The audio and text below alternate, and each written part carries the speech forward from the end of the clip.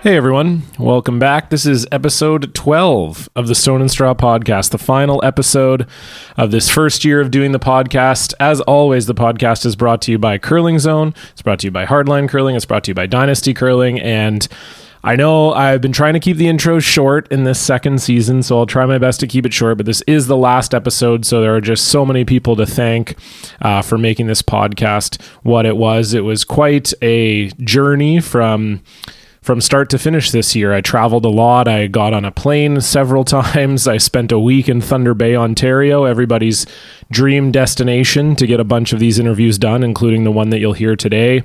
And a lot of people saw the vision for this show when I came up with the idea of actually traveling to meet the curlers and do the interviews in person.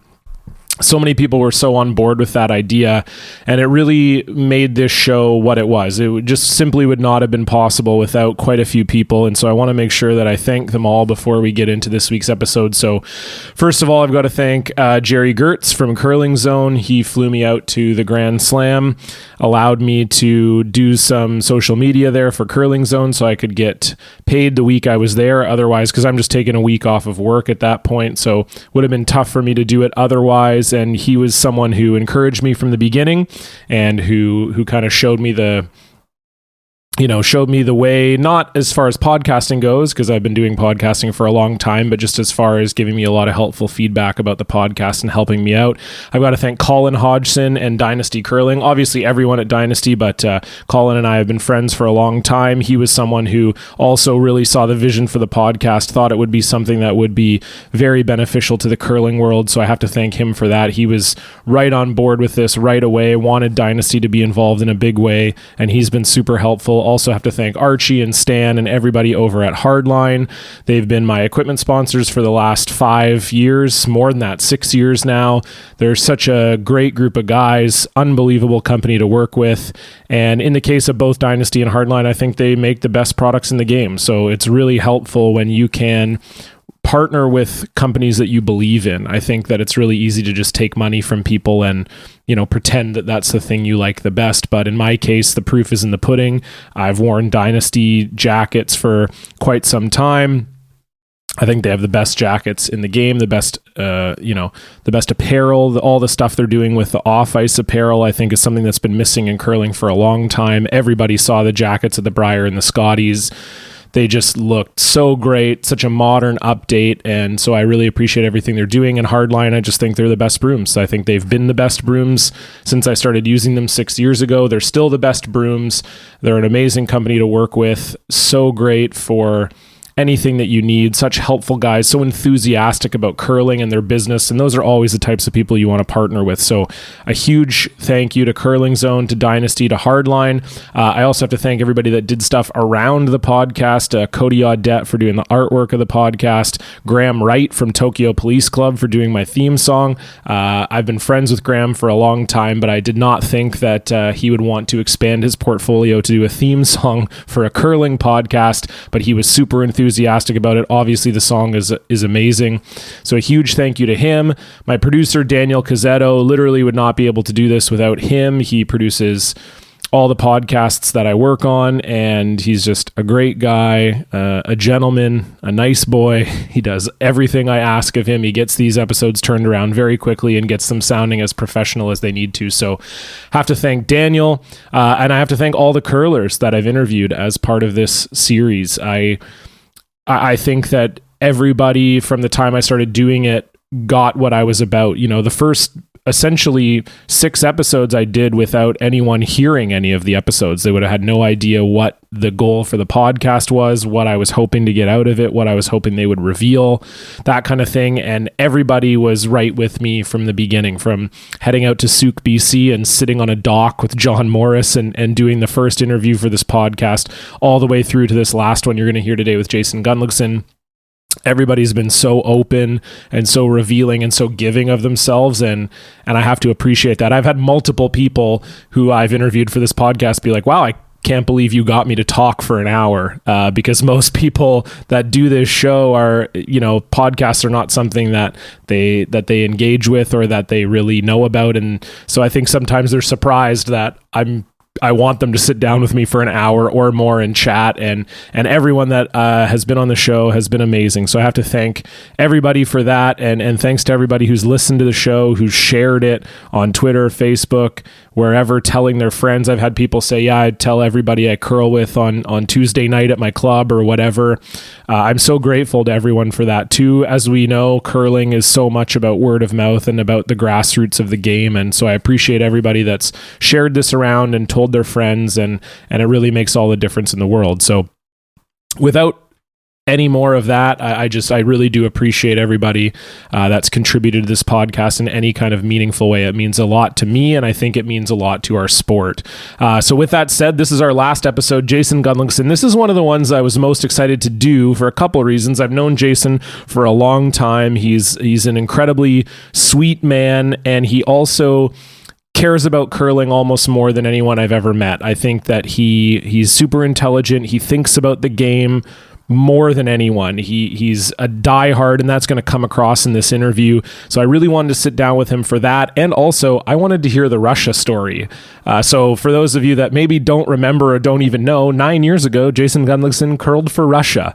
And I told him, I said, listen, if you come on my podcast, I need that whole story. I don't think you've told it anywhere. I want the whole story. And he said, yeah, no problem. I'll talk about it. So this podcast, we get the whole Russia story. We talk all about analytics, about what it means to be a skip in the modern game. I know a lot of people are curious about the analytics side, and quite frankly, no one's doing more than Jason is as far as the analytics side of the game goes. So he reveals a ton in this interview about that. And he was a guy that when I reached out to ask him to do the podcast, he said, I've listened to all the episodes of your show. I would love to be on it. And so he was a guy who got what I was doing right from the jump, which really helps and really makes a difference for how open and honest people are when they do these interviews. And Jason was both of those things. So we're going to get right to that right now. We're going to play an ad first for one of my amazing sponsors. And then once that's over, we're going to get to our final episode of this first year, this second season of Stone and Straw. It's Jason Gunnlaugson. This episode is brought to you by Hardline Curling Supplies, and I'm happy that it is brought by Hardline Curling Supplies because I'm a Hardline Nation member. My team's been using Hardline for the last 5 years. We were onto Hardline products before they were even on Dragon's Den. Can you believe that? Ice Pad. It's the most technologically advanced brush on the market. You don't believe me? 7 of the top 9 men's teams and 10 of the top 15 women's teams in the world are all using this brush. Kevin Cooey, Brad Gushu, Nicholas Adine, Anna Hasselborg, Reed Carruthers, Chelsea Carey, Mike McEwen, the list goes on. And they're great for the rec curler too. Don't just think, oh, I club curl, it's not good enough for me. It's phenomenal for you. It helps with your shoulders. You can use it for over 100 games. When your head wears out, you just throw it in the wash and you can use it again. It saves you money. It helps the environment. And they got a lot of great products too. They've got the best pants. Are you one of those cold curlers who's always complaining about how you're cold? Well, guess what? They've got super comfy and warm pants. They've got great shoes, shirts, helmets, broom bags, whatever you need. And if you were looking for that best delivery aid on the planet, that's Reed Carruthers Pro Slide, which you can get exclusively from Hardline Curling. It's guaranteed for life. Your one-stop shop for all your curling needs. So visit Hardline at www.hardlinecurling.com or go to any one of the 120 Hardline retailers around the world and get your products today. Okay, so we start every interview with the same question. Jason, how did you get started in curling? I got started in curling. Basically, my surname meant that you had to curl. The Valley Road in Winnipeg. At one point, my grandparents actually, with a group of other people, owned the club, and I was in the car seat. My dad would practice when I was young, and then I think I played my first bonspiel when I was 5, and I was throwing missiles down there by about 8. So when you were 5, I spent a lot of time in a curling club from very young age. That is impressive from 5. I didn't get started till I was 13. I feel like maybe that's why I can't throw the missiles like you can. It was a technique. It was run, then dive into a tuck and throw it. It was a technique at 5. But no, I've loved the game forever, so it's been interesting. So your whole family was curlers. That was their whole kind of thing? Yeah, I think for not everybody, but in general, yeah. A lot of my grandfather won 3 straight Canadian senior men's, so he was playing all the time. My dad played competitively till my brother and I got old enough that he had to run junior programs to keep us busy. And then, I played since I was 5, just basically nonstop. And did you never love it right away? Did you never had a moment of like, it was always like right from the time you started, you were in? Well, we just lost the game to Slam today, so yeah, I have days where I feel like I'm not. No, really not. I've loved it all the time. Sometimes I playing, if it's not the right situation or I need some time to do some other things in life, I've played a little bit less and coached a little bit more, but always very, very involved in the game and loving it. That's good. So when I was doing research for this, I read an early interview with you, and I say early because this was like around the time when you kind of started skipping. We're going to go back and forth. We're going to try and run through your career here, but you said that if people keep sticking a mic in front of you, then you will say stupid things. So what stupid thing are you going to say today? We can just get it off the bat right away. It'll just happen, John. You don't have to worry about that. It'll somewhere in your 45 minutes, it'll happen. It just comes out. You just can't help it. No filter. Is that something that, because I read a lot of interviews, because definitely around the 2009 trials, you guys are kind of the surprise team. And so it felt like reading interviews that were done with you in the past, it was like a lot of like, who is this guy? People trying to get to know you. And I read a lot, and you were giving very honest answers in all of those interviews. Is that something that you've always thought about doing or strive to do, or is that just kind of how it happens? Oh, it was before media training. No, I think that it's a tough balance, because it really is pointless to give an interview that you don't give any information at all. Like, why even accept the interview? I don't really get that. Like, I understand when you're at a full-on professional level that comes, but as we're still at best trying to pretend we're semi-pro athletes, if I'm giving an interview about the sport, I want to make it positive, promote the sport, that sort of thing. And if someone asks me a question that I don't think's too far, I'll definitely answer. You'll push it. Have you ever said no to a question? I don't think so. I mean, I've definitely You're like, I would stop them, but no one's ever actually asked me anything. No, I mean, if you pushed it far enough, I would dance around it probably, but no. Nice. Now, so let's go back. You had some success early, and I think I look back and you started playing men's with both Reed and Derek Samagalski, Reed Crothers, Derek Samagalski. And do you feel like, I feel like people look back at like college football teams and they see this like amalgamation of talent, and they're like, whoa, that team was like a bit ahead of its time. Like all those players went on to do great things. Do you feel like in some sense that your men's team with those two guys was a little bit ahead of its time? Oh, I don't think ahead of its time. I think it's just, it's just hardworking people. I mean, the year I played with Reed, first set of men's.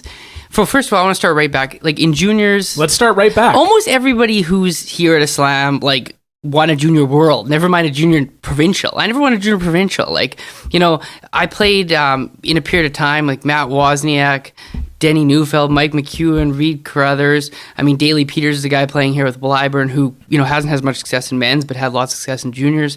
Like, we played in just this stacked group. David Hamlin won the world of juniors, and Who is he? Where is he? He stopped curling because it was so hard in Manitoba in juniors around my age group. I mean, Chelsea Carey was on the she women's never side. won a provincial. Caitlin Laws in the women's too. It was just crazy, and all these players are still.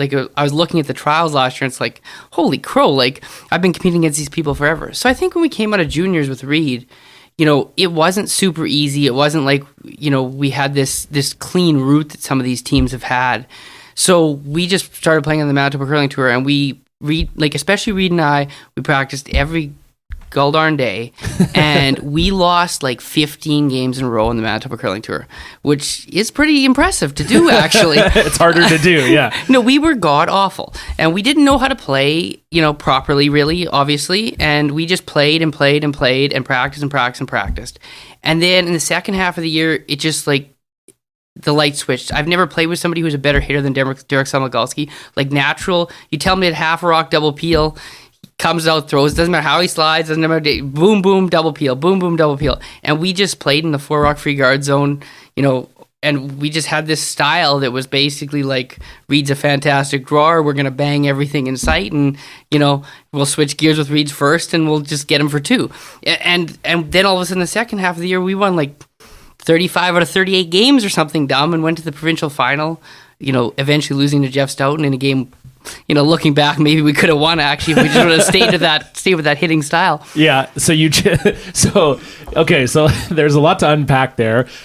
First of all, stop hitting the table because I know hit the chair even, but just like if you hit the table, it shows up on the mic. If you had the headphones on, you'd be like, oh, it's just very like bum bum bum bum. Okay. Anyway, okay. So yes, I love to talk about this because I didn't even make junior provincials. So never mind not winning a junior provincial. And I mean, I'm not on the level of you guys, but even still, for a guy who's still curling competitive when he's 33 and I've played in the Tier 2 slams and I've been on tour for a long time, I didn't even make junior provincials, never mind not winning. So was that ever discouraging for you? Was that ever tough to like not win? Like you said, you came up with an amazing crew of curlers that you can look back and go, wow, like that's tough. But was that discouraging?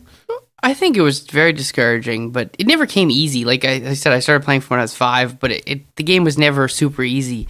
My brother played and, competed a fair bit till he was about 17, 18, and just so much more natural talent. Like I'd work for a million hours and he'd, just kind of show up and half the time play better than me, and it just pissed me off. So I think that just was compounded with the not winning in juniors, but we also we're close a whole bunch and lost some really, really crushing games. My last year we lost a game, again, playing third all the time for a whole bunch of different people. It was Dan Kamerlock I was playing with and Derek Samagalski. And, we lost the final after just completely destroying everybody. So that was very discouraging. It was tough, but I think it just is good because it forces you to keep going. It's grinding. And anybody who watches me play the game still, it's... They know you're grinding. It's just grinding. It's just a little bit of grinding out there and just figuring out a way to try and win. And that's kind of never changed really. So because I think people can just see the broom you throw with and they're like, oh, that's a guy who's grinded. It's been the same broom the whole time. Yeah. Since I was 5, never changed brooms. Yeah. No, it's kind of funny because we're going to talk through my curling career, and I've obviously played with a bunch of different people, different countries, everything. But, in my own way, I can be pretty loyal, and that broom's done me no wrong. You very well. So you made a comment about, yes, you make the run to the provincial championship final, you play Stoughton. So you thought you went away from your style in the final? Like what happened? Well, we got up early and we kind of made a too aggressive call. It's definitely, I take responsibility that one of the rare times I suggested a draw. Wow. A guard too early, and they hung a crooked number on us and got control, and it was still an amazing atmosphere. There's there's maybe 800 seats in the building. There's 1,200 people there. There's people dudes topless with Reed written on their shirt. It was it was like a mini version of the Vancouver Olympics crowd. It wasn't really a curling crowd. It was just a crowd, and it was unbelievable. And yeah, I think that's the only time in my life I've ever seen Jeff not rattled, but almost rattled. What the heck is going? This is the Jeff Stoughton Invitational, and these people are cheering for Reed and the boys. So it was the St. John's Briar, but in Manitoba. Yeah, it was like that. So it was kind of cool. And so you go from there to the Olympic trials, and let's talk through that process in 2009. So you guys go into the pre-trials, and I don't think. You're now skipping. So how did that come about? Because you said you played basically third your whole life, and then all of a sudden now you're skipping. So talk me through first of all the transition into that role. How did that come about? Well, so the three of us, starting the next year, we played. Reed skipped, myself, Justin Richter, and Tyler Forrest. Shout out to Tyler Forrest. I play with his brother Alex now. Yeah. For the last couple of years, so it's a small world. Yeah. The Manitoba curling world. So the three of us played that whole cycle effectively together. And after our provincial finalist run there, they gave us a little bit of fuel to really go play on tour and start grinding up the ranks. And that's kind of what we did. We grind up the ranks. Reed left our team, so we got Daley Peters to skip us for a year. We played with him. We didn't have quite as much success. And then we were kind of what do we do? And, the top skips weren't calling me. So I was like, okay, well, you know what? F this, I'm going to skip. Are you guys in? And the guys were like, I guess we got no offers, so we're going to go play with Jay. So we just picked up a guy for the last couple events, after provincials, in the silly season, won some cash, and kind of backdoored into a pretrial spot. So the next year, picked up Braden Zawada, and we put a ton into the game, more than just in the summer, everything building up to it. We really just put a lot in the game. And we played really well. We were like, it was totally shocking we made to the trials, but we finished that year 9 on CTRS. So really, it wasn't that shocking. Right. It was just that nobody had heard of us. People acted like it was the biggest shock in the world. Yeah. But honestly, there's very few skips that make it to a slam that didn't, like I say, go to Junior Worlds. Right. Like it's pretty rare that happens. So it was just kind of like, who the heck are these people? I mean, we had beaten. Someone did a Curl with Math thing, and like we had beaten all but one of the trials teams before the trials, which is tough to do just from a scheduling perspective. So we just played really well, worked really hard, and had a really great dynamic. I think that was the biggest thing, was that I had guys supporting me who just were like, you know, maybe we didn't choose to play for Gunner, but we're playing, we're doing it, and we're just gonna let him go. And it really was. It kind of really reminded me of last season, where we just got rolling, and I'm not sure how it was happening. But. Is that something that you look for in teams always now? Like a group of guys that all support each other, and especially if you're skipping, support you?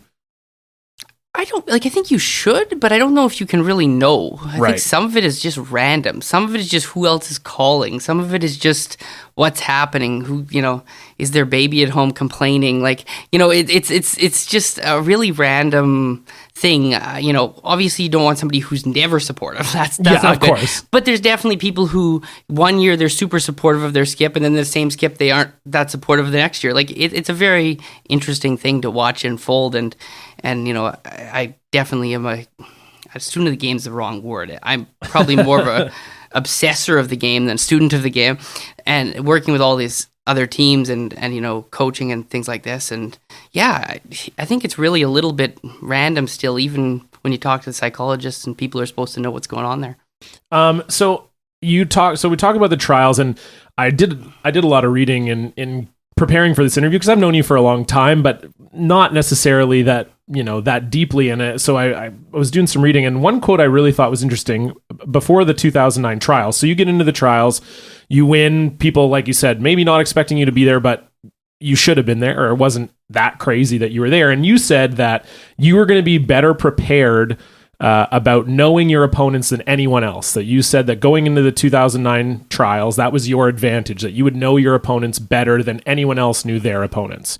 What did you mean by that at the time? Were you already investing in analytics at that time, or was that just something that you felt? Or we have to say something positive. We can't say, like, you know, we're going in there to be roadkill. That's true, yeah.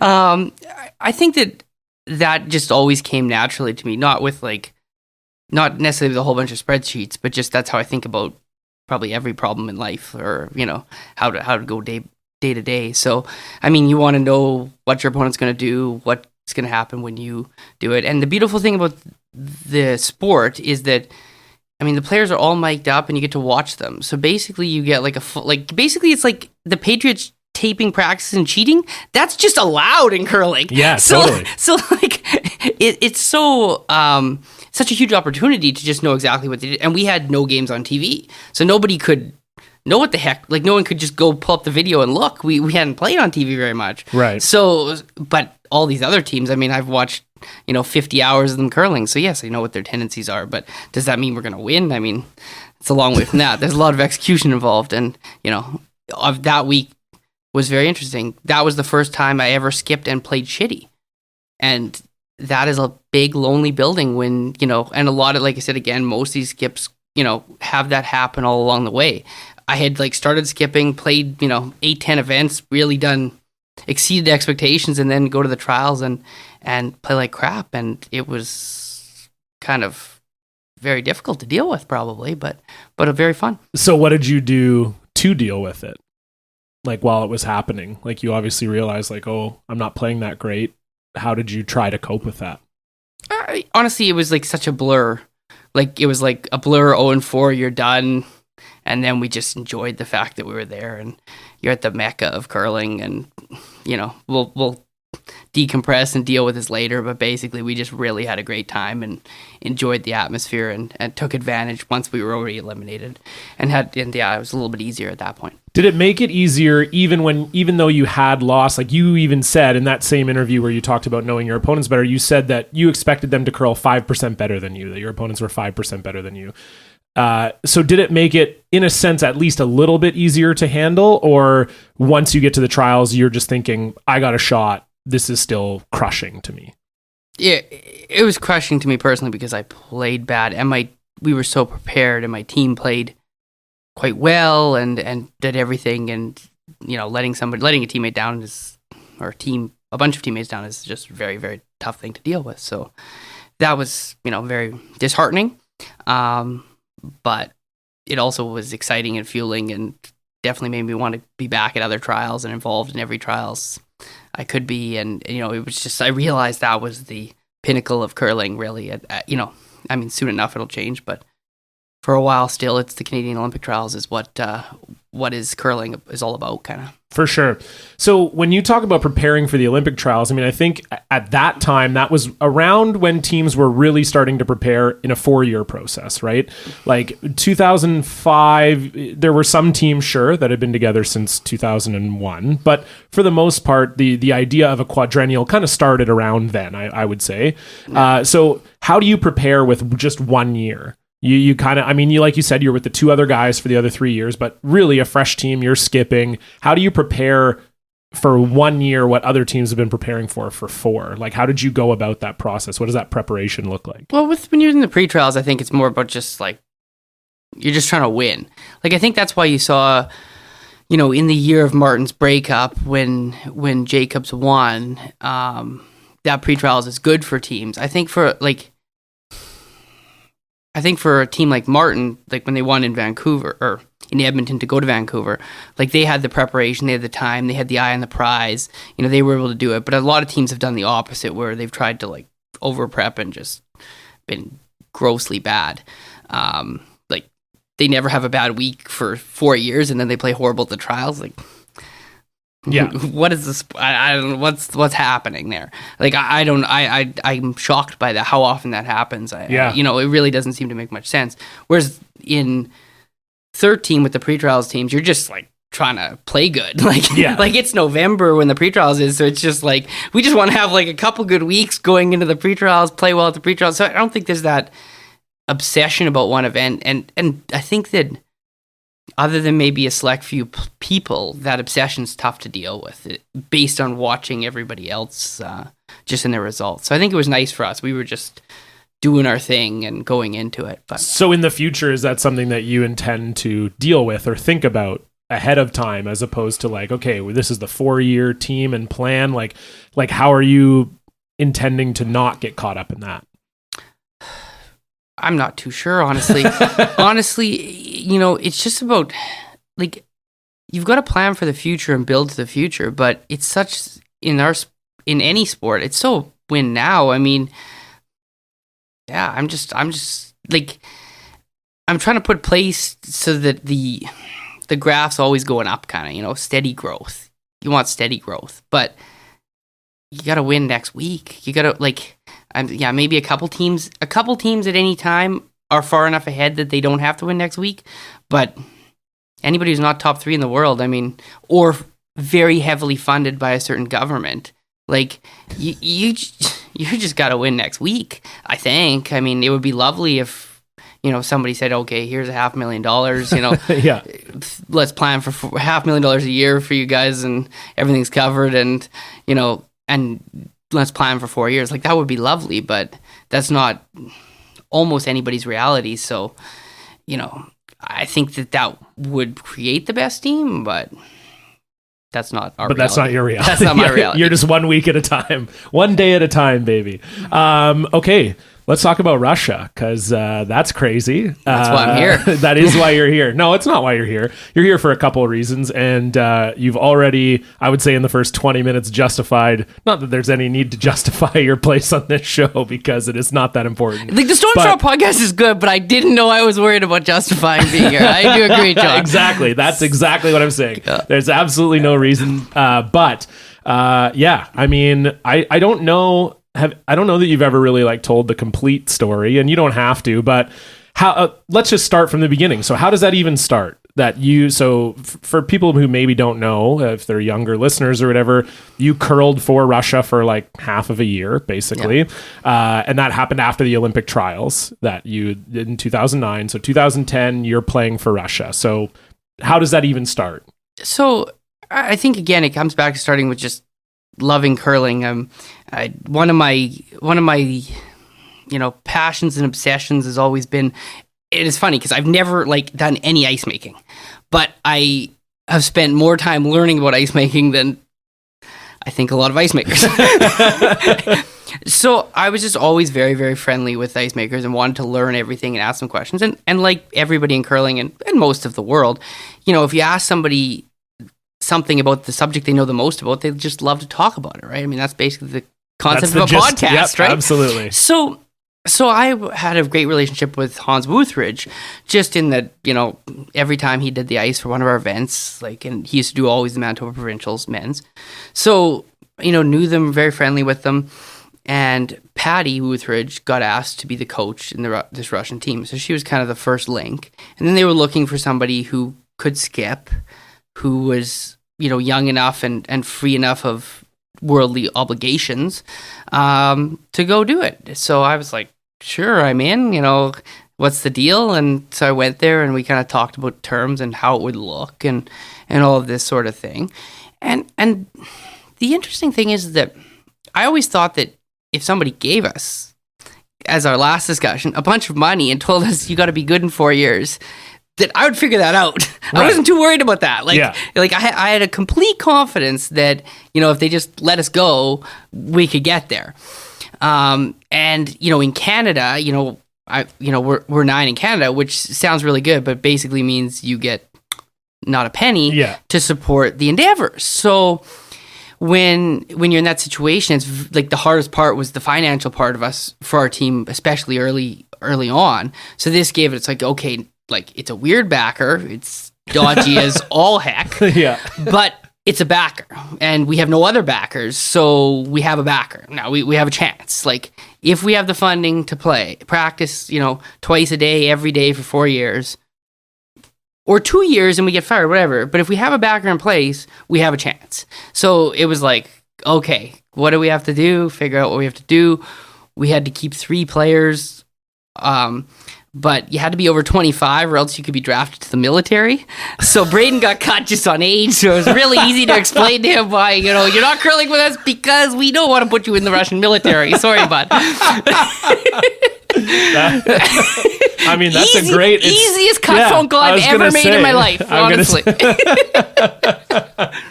So they tell you, they say... You can have 3 guys on the team. You're taking 1 Russian guy with you. 2 Russian guys. 2. Oh, yeah, because you had a 5-man team. 5-man team. So the original terms, we don't have to get into the money part of it, but the original terms were for 4 years. That was your understanding, was that they were bringing you on to be in Sochi. Yeah, that was the purpose and the plan. But on the other hand, it's one of these... the biggest thing about is that... Lots of people talk to me about this situation, and if you haven't spent a lot of time in other countries, different people in the world look at the world differently than you do. That's the first thing I'd say. If you people in Russia look at the world very differently than people in Canada do. So if you don't get past that, then it seems weird. When you get past that, and they wanted to grow the sport, they had a new president of their curling federation. He was very invested in winning some medals, or at least having a very solid result at the Olympics, to justify the production of many buildings curling facilities. And this was the goal. And they felt that they needed a shot in the arm. And, through the grapevine, through Patty Woothridge, we were to provide that shot in the arm. And, and a men's program that really still hasn't done a whole lot. The women's program's been quite strong. So it makes a lot of sense what they tried to do. But we always knew it's not if we have a deal with, a Canadian businessman or businesswoman and they've, signed a 4-year deal. I mean, if they reneged, we could sue. You're not going to sue a member of the Russian parliament. No. Yeah. So you always knew it was, a 4-year deal, but with day-to-day renewal options. So, right. So you just kind of, again, do your best, train, play, whatever. Went to the national championship, won the national championship. And this was one of the most interesting moments of your life. So like all the other curlers hated us, like rightfully so, not because they hate, Jason Gunnlaugson or they hate Tyler Forrest. Like, they don't know us. They just hated what was happening, and we would hate them too. Right. Like, we hate Drago, and he's in a movie. Yeah. We were Drago on the ice. So you can't fault that. So we win this championship, and it was absolutely amazingly taxing because you have to win. You have to win. Everybody's fired if you don't win. So stressful. Like, no other game is ever even mildly, like not even a tenth as stressful. I've never played a game as tenth as stressful as this Russian final was. We destroy him. We're like, okay, it's all good. I'm just relieved. We stand on the podium. The Russian national anthem plays. Alexei, our teammate, he's just always a super lighthearted guy, goofy guy, real funny, nice guy to be around. He is bawling his eyes out. And it hits me. It's like, this guy just won the Brier. Yeah. He's never won the Brier before. He just won the Brier. I never even thought about it. I'm so self-absorbed. I never even thought, like, this guy just won the Brier.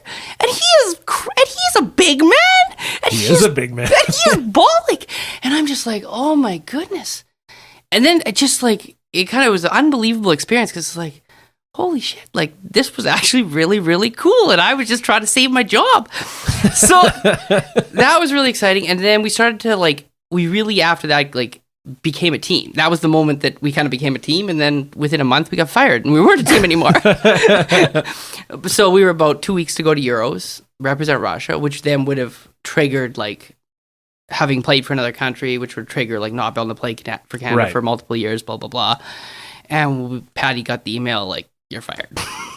And we're like, okay, see ya. So we just kind of shut her down, and it was right in the middle of the season, so it was an awkward spot. So, but it was a heck of a fun journey, and all the decisions to get there do the same. I mean, still, we work so hard and to have some great corporate partners that we've built up and built the relationship up with and do that. But I mean, the number one thing that holds us back is just creating those partnerships and getting the backing because we know if we want to go beat Nicodine doesn't do anything but curl. Yeah, you can follow his Instagram.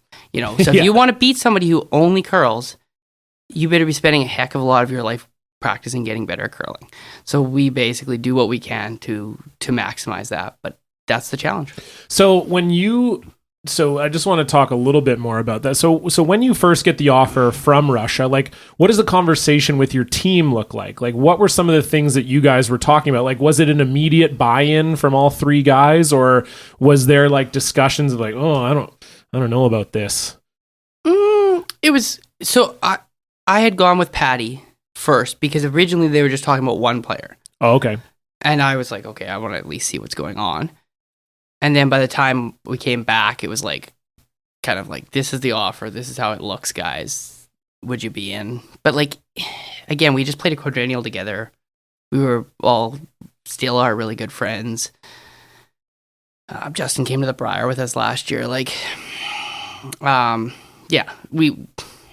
knew what the answer was, I guess. Right. So it wasn't we have to ask a question and have the mandatory waiting period before you say yes. But sure. But realistically, you could tell on their faces right away that okay, yeah, sure, we got to try this. This could be life changing. So. And did you ever think about that repercussion of not being able to represent Canada or having to go through a whole process to represent Canada again? If you had gone through, played the full 4 years, play in the Olympics, whatever, was that something that meant something to you that you thought about, or was it just kind of well, Canada's giving me 0 and Russia's giving me X amount, so yeah, I'm not quite that cold, John. Well, some people are sentimental for their country and some people aren't. It's not. I'm probably less nationalistic than some people would be. Sure. I mean, I think being too nationalistic is probably a fault of human character, but it was more I've never won Manitoba.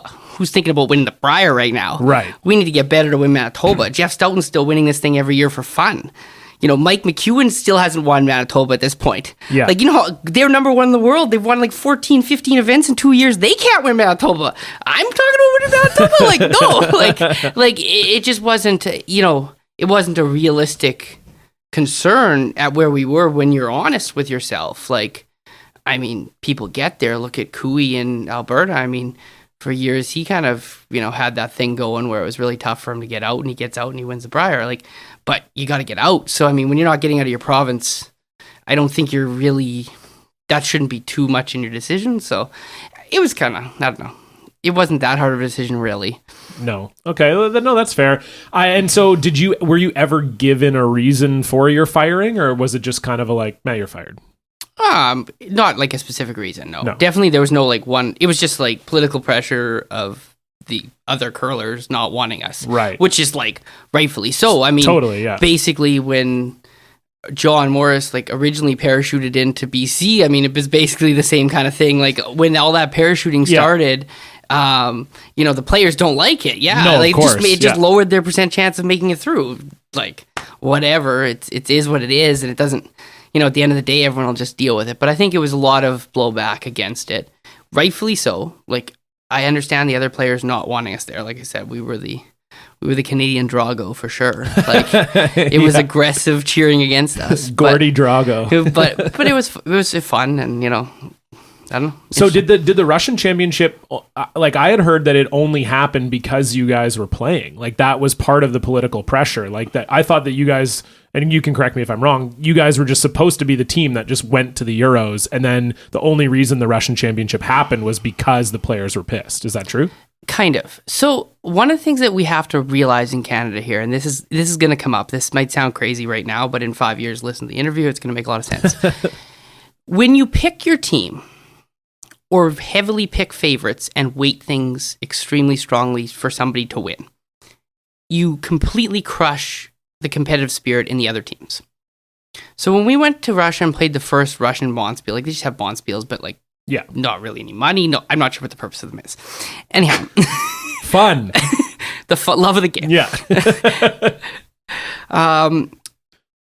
Nobody cared. Nobody practiced. There was practice times. We would practice. Nobody else would practice. Nobody cared. They would do what they had to do, but nobody did more. But then when they, had us as this team and there was some blowback, they said, okay, we'll have a Russian national championship. And for the first time ever, whoever wins will go. Right. So that's what they say. Now they have 2 hours of practice before the event. Every single athlete is out there the whole time. I don't want to speak too candidly about the off ice, but the prep for the game was much, much, much more focused by all members of the team, of all the teams. Everybody gave a shit. You listen to people, you listen to the communication. Everyone cared because, we win the Bonspiel, we go. Right.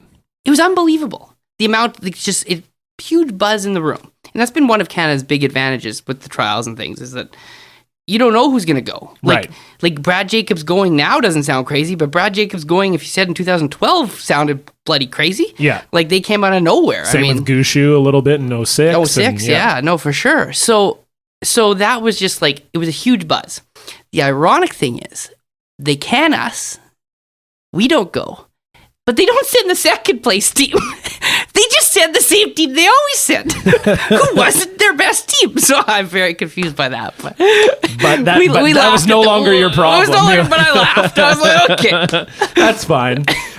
So you already touched on this a little bit, but how do you move on from that? Because you said, first of all, it happens in the middle of a season. Second of all, everyone in Canada was not pleased with you, and I do remember that. I mean, I definitely didn't know you at that time. I only knew you from TV, and I heard Gunnlaugson, what he's going over there doing that thing. And I don't think it was ever, again, like you said, it wasn't personal. It was just people didn't like the situation. So how did you come back from that? Was that something that you had to face when you kind of came back to Canada, as it were, or?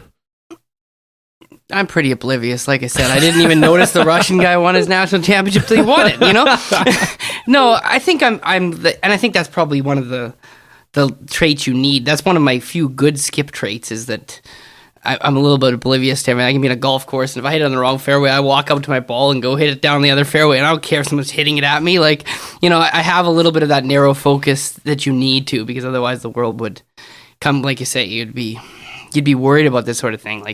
To me, it was I've just always been on the same mission. Like, I just want to know more about the sport. I want to know more about what makes people good at the sport. I want to know more about like how the actual physics of it work, how the numbers behind the game work. I want to know what the best psychologists do, the best trainers do, whatever.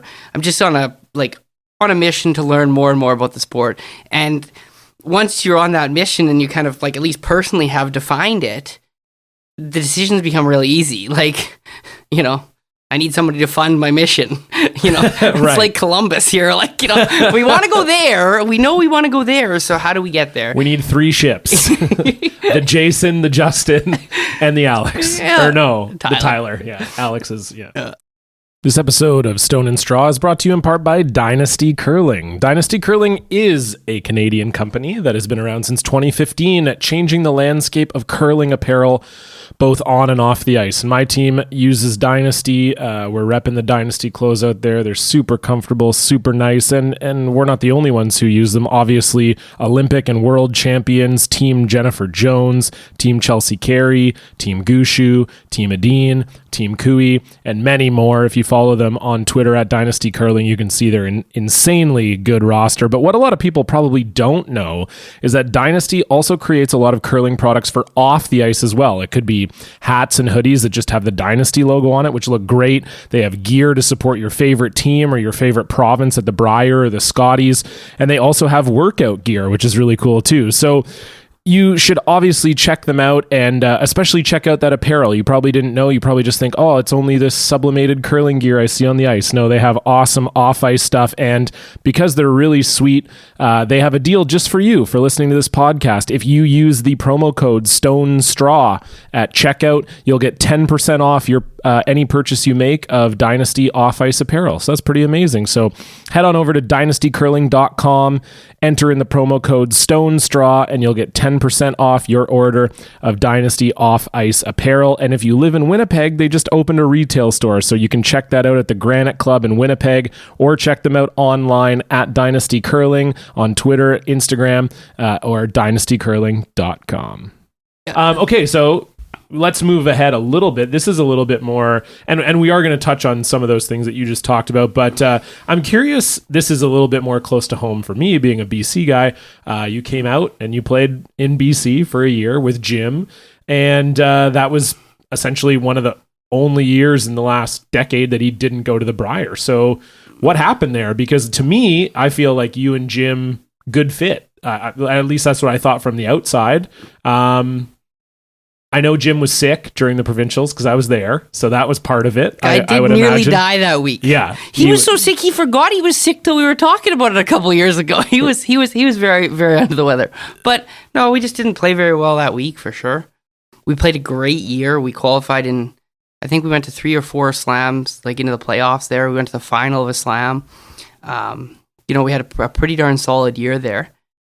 And no, it was very disappointing. Obviously, not to win in BC. Wow. I mean, I'm sitting right here. I mean, geez. Well, Yeah, no, I know. Let's be honest. When you come from Manitoba, you just assume you're going to win BC. So maybe that was the problem. I don't know. but I feel like if you come from Manitoba, you assume you're going to win any province. But that's neither here nor there. But no, so that was definitely disappointing. And yeah, we weren't very good that weekend. Like we were lucky to get as far as we did. Kind of, it was very disappointing, and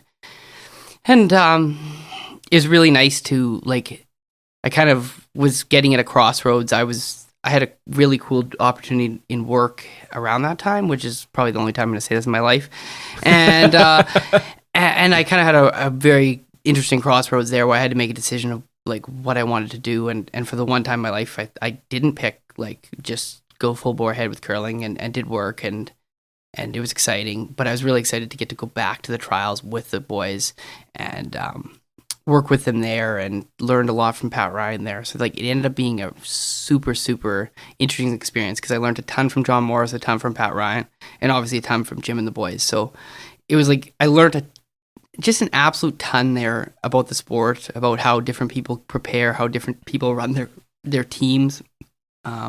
Like as a little mini business organization, and it really helped me when I did move back to Manitoba and finally decided that I was going to curl again. Yeah, so I was going to ask you, that leads into my very next question. I love when we're symbiotic here. So did you feel like your curling career may have been over at that time? Because I do remember you sort of left the game for a little bit there, and you mentioned work and whatever.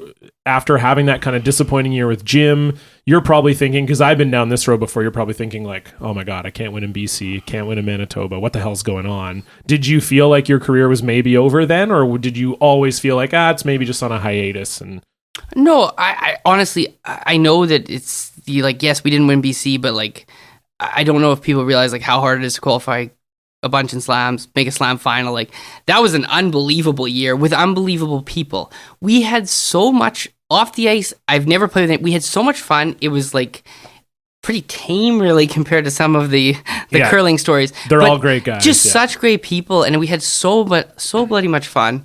But it was just a question of like, why do you keep playing? And again, it comes back to this like, do you have the funding to really, like, I'm too realistic. We've got to, if you want to be the best, you have to beat a Dean and teams like him or Martin at the time or whoever who just curl. So if you can't figure out a way to just curl, you have no chance, in my opinion. Like, right. I think that most people are there finally, but like in that thinking. But so if we weren't able to put that much time in, like, what are we doing? Because it's fun to play, but really for me, it's the improving, the chasing the best, the chasing the number one rank. Like, that's the thrill of it for me. That's the juice. That's the juice. That's what makes it all, like, because it's all not worth it money wise. So it's got to be worth it for that. It's certainly not worth it money wise. That's for sure. No, I mean, unless the Russian government's giving you money. But yeah, no, exactly. Okay, so let's move on. You've mentioned analytics a couple times, and we've talked about it, and you're kind of one of the guys that's sort of leading the charge on this. And so, really interesting. Last year, Sportsnet just kind of quietly put out a little 2-minute video on Team Gunnlaugson that I thought was great, very well shot. And you say in the video, the direct quote is, I want to change the game of curling in the next 5 to 10 years. How? No idea. No freaking idea, but I will. You're just saying something for the fun of it. No. I think that it's just about the exploring of new ways to possibly get. And again, this comes back to the fact that I'm just not as talented as some of these guys. Like, honestly, John, it's such like it's not easy for me. But you know, what I've learned, I guess, is as far as a team goes, is if you build a really, really great team with really great players who are supportive and who work hard, like, they can make it a heck of a lot easier on you. That, you know, as you slowly build with, you know, supportive sponsors and work on those relationships a little harder and things like that, you can start to build that support that allows you to go do it. But when it comes to the analytics, it was really just luck. I mean, I used to be a poker player. I love the idea of probability, and I just started looking like I always knew there's probability games, but I just kind of stumbled into, you know, a partnership with Jerry Gertz from Curling Zone and a lot more data. And as soon as it was just, he's like, oh, look what I have. And I was like, oh, look what I could do with that. And it's really just been a game from there, and just pushing the envelope in a whole bunch of different ways of what works and what doesn't, and balancing that with, we have to win next weekend. So what can I do, you know, with my team? How far can I push it? When do I piss people off because I'm going too far from the norm? Right. You know, it's kind of like Patrick Waugh pulling the goalie. I mean, really, that whole thing's a giant failure if they don't just go white hot and keep coming back. Right. And then everyone's like, yeah, we got to do it. It's like, yeah, we always had to do it. But if Waugh would have had bad luck and would have lost a couple games, it would have never been done for another decade. So, like, sorry, just to... Basically, in the NHL, when you're down 1 or especially down 2, you have to pull the goalie much earlier than everybody conventional wisdom was. The math is very basic, but people were just too scared to give up 3 or 4 goals. But really, losing is losing, and it shouldn't matter whether you lose by 2 or lose by 7. Like, realistically, it's a loss or a win. So he started pulling goalie early, but when he did it, they kept coming back and winning. It became a buzz, and then the whole NHL basically adopted the obvious statistical technique. And there's a million that's how all businesses run now. That's how almost all the sports are run. So you have to make good, sound mathematical decisions, and that's basically what we're trying to figure out. But we're so just dipping our toe in what those are in curling. Like, I mean, realistically, we don't know. We just in general know more than most people. Right. And so when you talk about fully funded teams and you say, hey, we got to win next week, do you think if you were a fully funded team, you would be playing the game much differently than you are now? Or is it just like a small changes that you would be making that maybe would be almost imperceptible? I don't know, imperceptible to who? To like a knowledgeable curling fan, but maybe not. Like I think that there's room to completely change a lot of things still. Like I think that there'd be some crazy experimentation you could still do. That the game, like, it's still going to look like curling, but there's still room for big changes, and there's still nobody really knows where the barriers are. Everyone just copies each other, really, right? Which is fine and all. I mean, it makes a lot of sense. If you're the most talented person and you just copy all the best practices, you're the best. I mean, that's life. So, well, and you said everybody's mic'd up and on TV all the time, so yeah, it's pretty hard to not see. But I think you could move the game very far if you weren't absolutely, concerned about winning tomorrow, right? And that's something you would do. Like, so dream scenario tomorrow, I give you $1 million and I say next 4 years, here's $1 million for you and your team. Do whatever you want. Would you immediately start playing differently? Well, I mean, probably not. Like, yeah. Give us a month. Yeah. No, I think that but it's like, it would be subtle. It would just be like, the numbers can affect a lot more than just like what shot to play. They can affect a lot of the ways you go about doing things and like how you try and get to the result you're looking to get to. So how do you, because I know that you're working with the numbers and I know that you're working with some teams and stuff. So how do you balance trying to teach curling the community about analytics and your own like personal success? Like, is there kind of some juice you save for yourself and then you kind of give a little bit, like, what's that balance? It's a really hard balance for sure. And I think the biggest thing is that just like anything else, all of my breakthroughs as a player came when I was teaching. Okay. Because one thing to know, like, I throw this intern hip by doing this. It's another thing to actually teach, like, how you do it. And when you teach how you do it and you really break down exactly what you do, then you're like, oh, this is actually a fault of mine. So every time I teach anything, I get better at doing that thing. And I think analytics is the same thing as working with Jerry, and as we go down, like, what can we do? What can we push? How aggressive can we be in this situation? How conservative can we be in this situation? On and on. There's certain things that I learn and then are like basically become truths, and so then, hopefully we can bring that back to my team. But it's a balance. It's tricky. There's no question it's tricky because it's a small pool of competitors. And so so you pursuing that analytics side for like you said, it's a tricky balance for saving some things for yourself, but giving other things. Is the giving, is that a monetary pursuit for you? Or like a strictly money, like I know teams will pay me to help them with the analytics side, or is it like you want to make the game better, so that's why you're doing it? Does that question make sense? Yes, no, it does. I think that it's I want to make the game better, but it all comes back to the funding, the pursuit of what you love to do. So, I mean, if you want to research and you want to know a lot about, I don't know, like how to move oil through pipes, like you need someone to pay for that research. So kind of that's how it works for me, is that it just allows me to continue to go and learn more. And without that, it would be, just one step tougher, I guess. Gotcha. So we're dancing around it. I want you to give me something, because you said in the video you think there's mistakes that everyone is making, that like every top curler is making. Is there one that you can point to that is just like an obvious thing that you think everyone is doing that you can share with people who are listening to this? What's one thing people are doing that everyone's doing that you're like, this, you shouldn't be doing it? Honestly, in the men's game, like a lot of the things that I thought were obviously wrong have changed over the summer. Oh, really? I'm very shocked. I'm very shocked how quick things have changed in the men's game. So like I would say there's not much. Changed how? Like like the way the teams are playing, or you did your own personal study and realized that you were wrong? No, like the way that people are playing. Gotcha. People are playing so many of the late game situations, the trailing, basically one of the big things in all of sport. And this is football, like people not going for too early enough or not playing the goalie early enough. In curling, there was definitely people weren't playing aggressive enough when they were just too happy to stay close. Right. When you played really good people on really good ice, like tied without is like the worst place you can possibly end up in the wheel. Like right. You know that would be the worst thing. You're better to it's very close. If it's the very best versus the very best, it's almost like 2 downs better, right? That's a close mathematical situation. So yeah, people are gambling way earlier. So I think that's getting cleaned up faster than I would have liked. but I think that's it's really interesting, and I hope that the teams, as they're doing that, they aren't just doing it in a copycat way. They're actually thinking about it and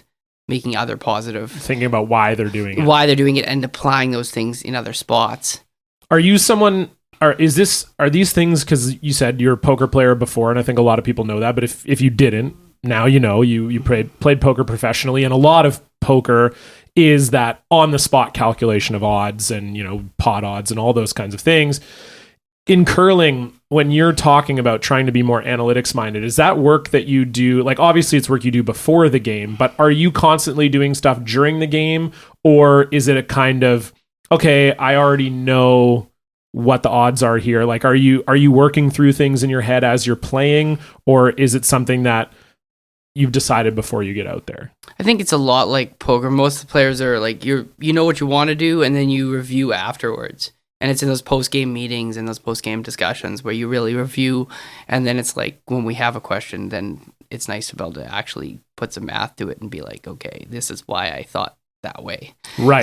So it's not so much a shot-by-shot thing. Yeah. Because I think people I've talked to about analytics and teams that are using it, it feels like it's a very I study them, then I go out there, but I'm just playing the game normally with maybe a little bit of increased knowledge before I got on the ice, but it doesn't seem to be that kind of real-time shot-by-shot thing. Yeah, it's just a feel sport. It would be tough to do that. Like, it's just like baseball, really, I think, in that way, is that if someone's up there and they're trying to hit a 98-mile-an-hour fastball and they're thinking too much, they're dead. Right. So, I think there's a little bit of that to it, right, where you can't be...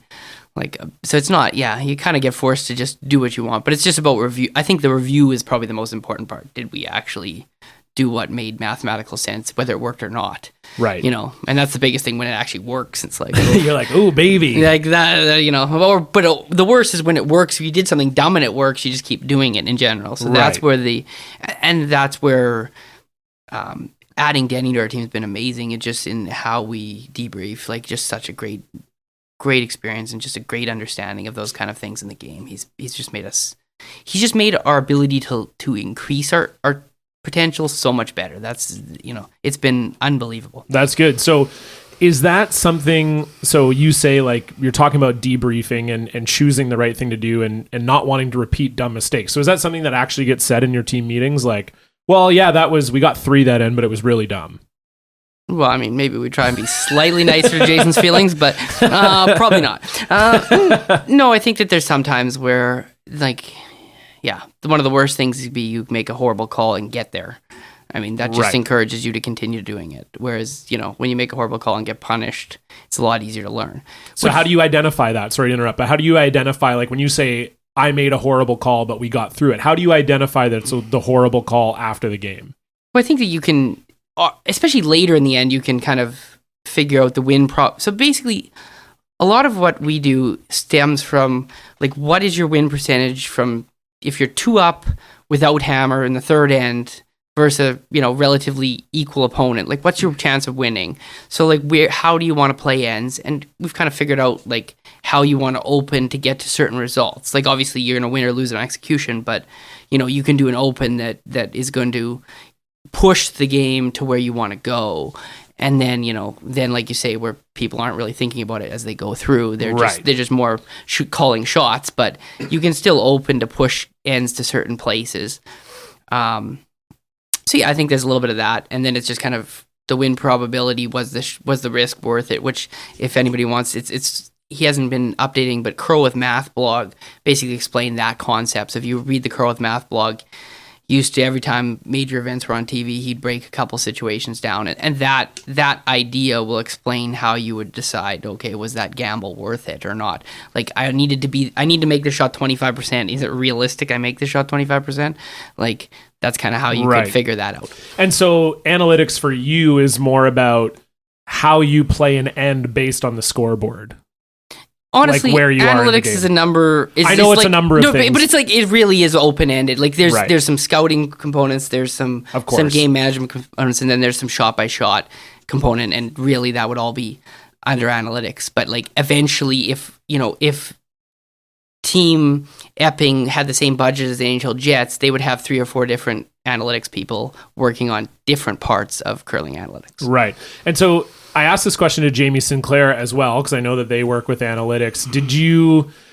Has there been times where you got too wrapped up in it, where you thought like, okay, I got away from my own game there because I was just too in my own head about the analytics, or is that just something that you're comfortable with?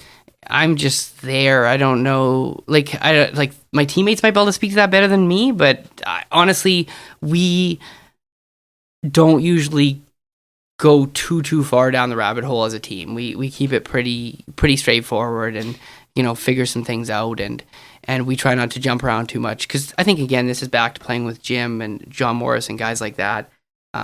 They really taught me a lot about like and it's like table tennis, just hit it to their backhand, just keep hitting it to their backhand. Like, you don't have to do anything fancy to win curling games. Like, just don't F up. Honestly, it's that easy. And there's a huge part of that. So I think that we've always kept, and Alex Forrest brings a very, that mindset. He really has a great understanding of that. Like, just don't make mistakes, make them beat us. And then where it kicks in more is sometimes if we're, going down a bad scoreboard road, we'll maybe then use some extra tricks to try and get back in it. So do you think that, and I asked this question to Jamie as well, that when I interviewed Brad Jacobs after he won in 2014 for a Vice article, and I feel like the gap in curling used to be fitness, that was the gap. It was like the top teams were all in incredible shape, and there were a lot of teams that were not in incredible shape, and the teams that were in good shape started to do so well that the teams who were not in great shape were like, oh shit, we better start working out. Brad Jacobs' direct quote was, if you curl competitively and you're not hitting the gym, why curl? Do you feel the same way about analytics moving forward, like with where it's going, that if you're a curling team and you're not embracing analytics, you might as well stay home? I think if you're living on this planet right now and you're not embracing analytics, you might as well just get in your pod matrix style. That maybe that's what I'll go with. As far as curling goes, I mean, I think you could, some of the best teams in the world, I'm not sure are using much, so it's pretty hard for me to say you need to. Right. But it's just another tool, just like fitness was. I mean, Jacob's team won for a lot of reasons. Yes. Fitness was definitely he wasn't saying that was the only reason, but he was just saying that because I asked him about being so fit and whatever, and their team, I think, was one of the first. They definitely weren't the first to work out, but one of the first where people were noticing, like, well, that's a jacked team. When they looked like they worked out. That was the big difference. It was like, holy shit, boys. Yeah, exactly. You guys, did you actually curl? Or you just, there was that. Yeah. No, so I don't think that it's, maybe I wouldn't make quite as strong of a if I won Olympic gold, I would. But, where I'm sitting, I'm not going to make that strong of a proclamation. But, I mean, if you think you're doing everything else to try and get better, why wouldn't you at least see what's going on? Right. Yeah, that's a great way to summarize it. Okay, we'll finish off kind of a way to sort of button it all up, because I've asked some fun technical questions on the show before, and they get a great response. And you've talked about curling since you were 5. You're one of the only guys I know you have a different slide for a hit and for draw. How did that happen? I think like pretty much every Nicodine does it now too. I know Nicodine does too. There's a lot of people who are doing that. I think it's just, again, copying, looking. I had a tweet last year. I mean, 3 of the best 4 last rock tours in the men's world last quadrennial were tucks. Exactly 0.5% of the people in the world teach tuck. Yeah. Absolutely unbelievable. Honestly. great story. Tyrell Griffith story, bud. We're going to tell a great Tyrell Griffith story. Yeah, let's do it. He had maybe not made all his peels one weekend, so we went out to the Tyrell didn't make all his peels. I don't believe that. We went out to the Tyrell's like absolute the best. beauty, absolute beauty, absolute best. But we're going to carve him up here. Yeah. So I'm like, why don't you try tucking? He's from BC. He doesn't even know what tucking is. He played with a guy who tucks, still doesn't know what tucking is. Yeah. So I'm like, just try it. He's like, fine, I'll be a sport. So he gets my little Cobra broom with a little metal thing on it. Like, I'm just like, okay, all you do is come screeching out of the hack, slide down the middle all the time, and then just with your arm, whip it at the target. He made 8 straight double peels. Not a word of a lie. 8 in a row. Perfect. I'm just howling at this point. Like, I'm just laughing louder every shot. He's just not like unbelievable. And he goes down, he gives me his broom back, and he goes back to, throwing flat foot. So, I mean, like, I guess my belief is that you look at all the best hitters in the world, and almost all of them are low tucks. Like, there's flat footers who are good hitters. Don't get me wrong. I mean, Brad Gooch is absolutely amazing curler, and he's a flat foot. But most of, if you're making a top 10 best hitters of the last 10 years in men's curling, you're seeing a lot of low tucks based on percentage. It's pretty creepy. On the other hand, when you think of the best drawers that ever played the game, most of them are almost standing up when they slide. Rick Folk comes to mind right there, yeah. It's like, so maybe there's something to this. So I remember I went and put in the work. We had 3 or 4 weeks, maybe a little more.